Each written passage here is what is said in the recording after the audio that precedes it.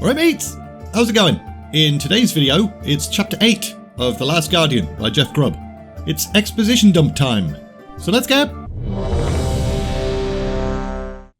To understand the Order, we must understand demons. We must also understand magic. Lord Medivh, if there's a demon loose in Stormwind, we should probably concentrate on that. Not history lessons that could wait till later. Medivh looked Khadgar up and down, and for a second, the young mage feared he was about to receive yet another angry outburst from his master. But the elder mage merely shook his head and smiled. Your concerns would be valid if the demon in question was a threat to those around it, but it isn't. Trust me. Even if it were one of the more powerful officers within the Burning Legion, it's expended almost all of its personal power in dealing with the two mages that summoned it. What's important right now is that you understand what the Order is, what I am, and why others are so deeply interested in it. But the sooner I finish, the sooner I will know that I can trust you with the information, and the sooner I will go out and deal with this petty demon. So if you truly want me to go, then let me finish. Khadgar opened his mouth to protest yet again, but then thought better of it. Guess it was time for another lesson. So what is magic? An ambient field of energy that pervades the world. Stronger in some locations than others, but ever present. Yes, at least now. But imagine a time when it was not. Magic is universal, like air or water. Okay, like water. Imagine a time at the very start of things when all the water in the world was in one location. All the rivers and seas and streams, all in one place, in one well. Khadgar nodded his head. Now, instead of water, it's magic we're talking about.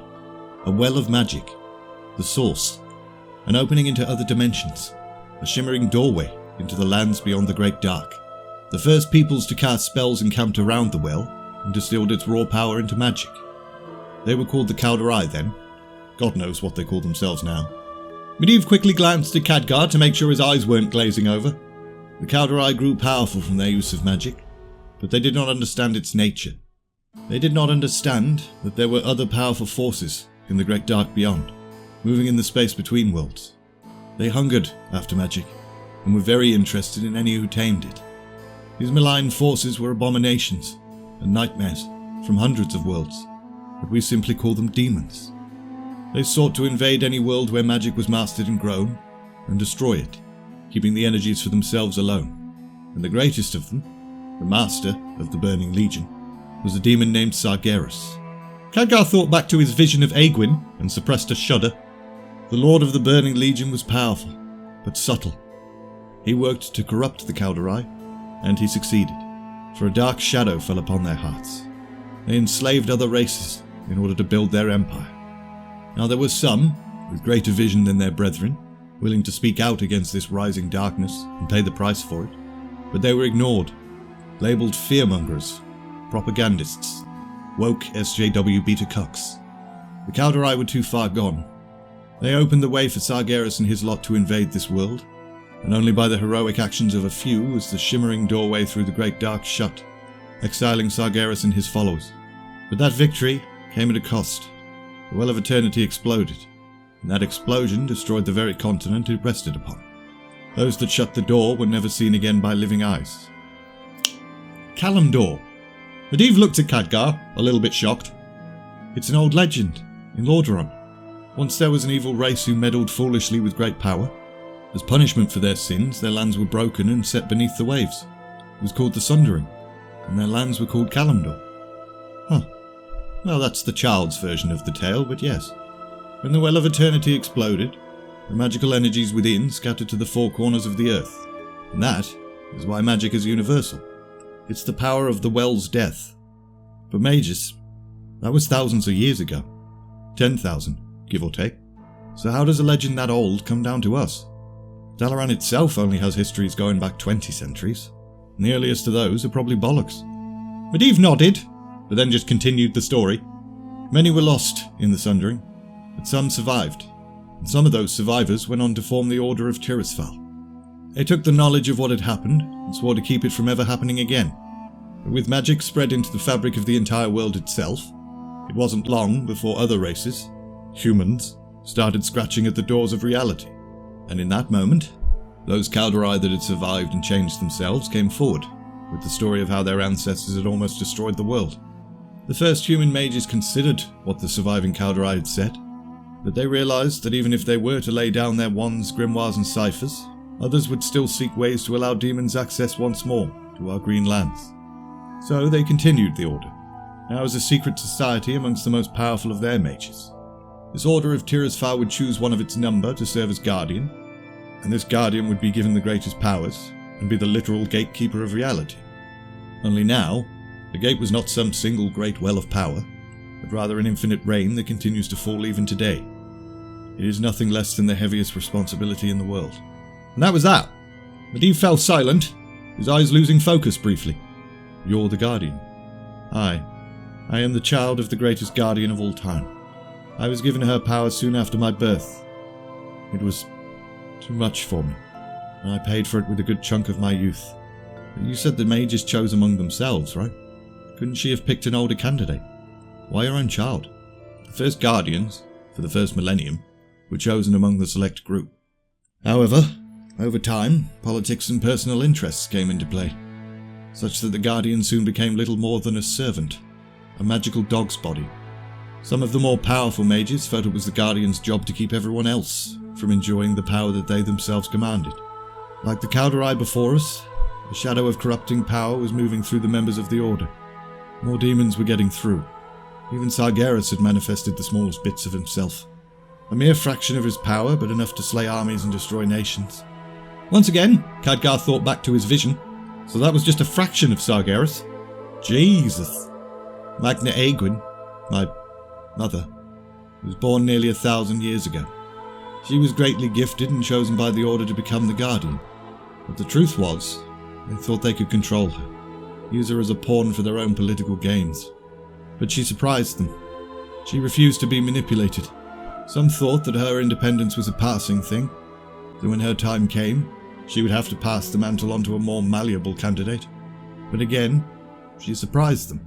She used the magics within her to live for 1,000 years. So, the Order and the Guardian split. The former can advise the latter, but the latter must be free to challenge the former.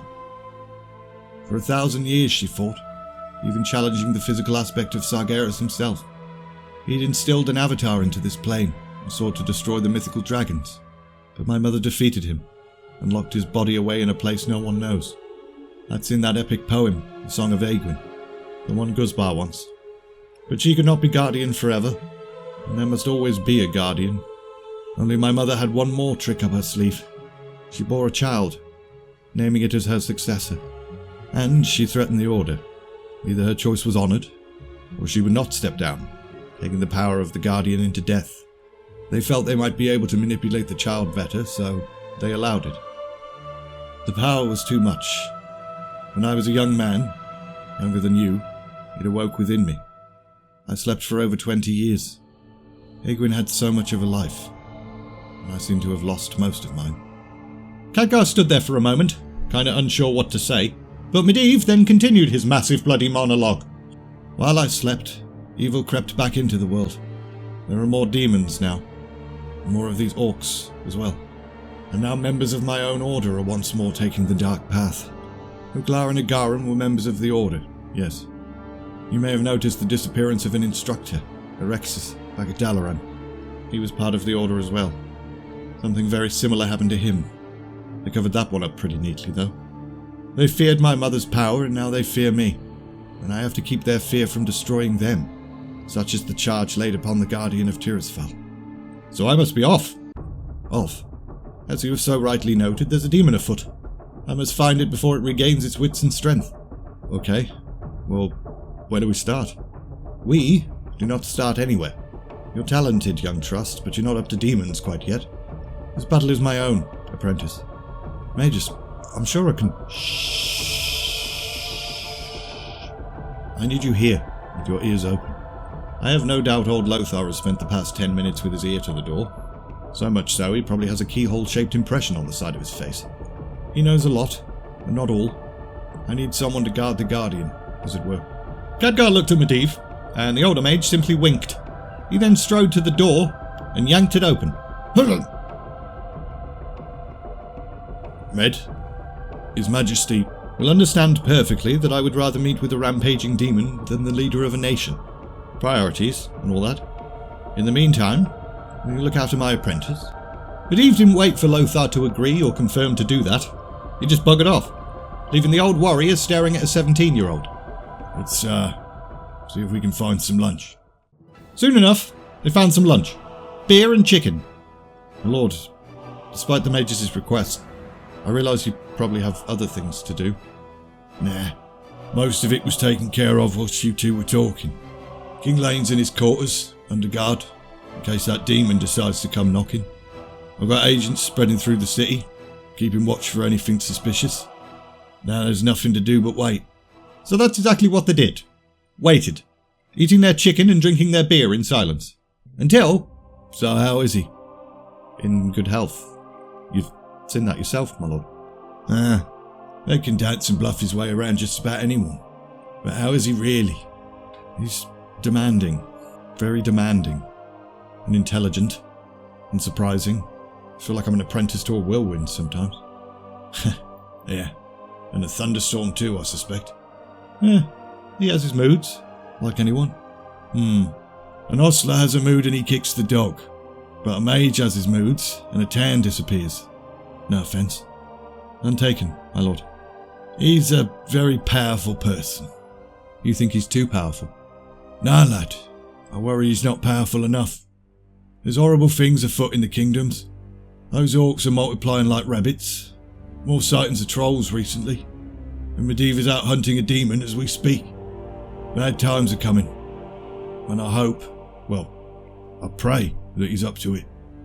We went 20 years without a guardian when he fell into his coma. I don't want to go another 20. So, when you asked how he is, you meant, how is he? Yeah.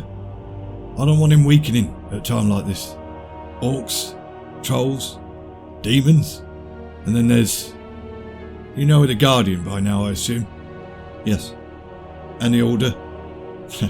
No need to say it. Your eyes just gave you away. Never played cards with me, eh?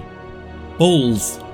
Medivh had asked Khadgar to make sure the King's Champion didn't learn too much, and yet it was becoming quite clear that Lothar basically already knew everything that Khadgar knew. Maybe even more. We wouldn't send for Med for a simple matter of magical misfire. Uglar and Agarin weren't the first to wind up being caught in their own spells. There was another. She met an accident 2 months back. All three, I believe, were members of your order. I don't think I'm comfortable speaking of this. Then don't. 3 powerful mages. Dead. I can buy one mage being unlucky or being caught unawares. But 3 of them? Nah. Warrior doesn't believe in that much coincidence. And that's not even all. I got my ear to the ground. Spoken with people. Word comes from Ironforge, Alterac, even Lordaeron. There's been a plague of such mishaps. One after another. I think someone, or something, is hunting the great mages of this secret order. Khadgar realised Lothar was keenly studying his face. You think the Lord Magus is in danger? I think Medivh is danger incarnate. But yeah, something's out there. Maybe tied with the demons, or the orcs, or something much worse. And I would hate to lose our most powerful weapon at a time like this. Khadgar then tried to do a bit of face studying himself, but, unlike their first meeting at the Black Morass, the King's Champion had become almost unreadable. I'm sure he's fine. You're worried about him, and I share your concerns, but he's doing well. I doubt anyone or anything could truly hurt him. Lothar's eyes suggested he was about to say something else, but a commotion nearby then interrupted their conversation. And then, Medivh swaggered into view. I thought I'd find you here taking afternoon tea. Bit of a creature of habit, aren't we, Lothar? Despite his smile, there was an almost drunken sway to Medivh. He looked absolutely knackered. And also, he appeared to be concealing something behind his back. Med, are you alright? The demon... Ah yes, the demon. Medivh then revealed his bloody prize, a horned skull with a facial expression that seemed half in awe, half kind of pissed off, and lobbed it towards Lothar. You might want to have that stuffed. Had to burn the rest of it, of course. No telling what the inexperience might do with a draft of demon blood. You caught it pretty quick. Child's play. Once young Trust here pointed out how it fled the castle, it was simple enough to track. Very simple. Alright then. Come on. We should tell the king. There'll probably be a feast in your honour for this, Med. You'll have to revel without us, I'm afraid. We have to get back. Isn't that right, apprentice? Of course. We, left an experiment on the boil. Medivh flashed a glance at Khadgar before picking up the lie immediately. That we did.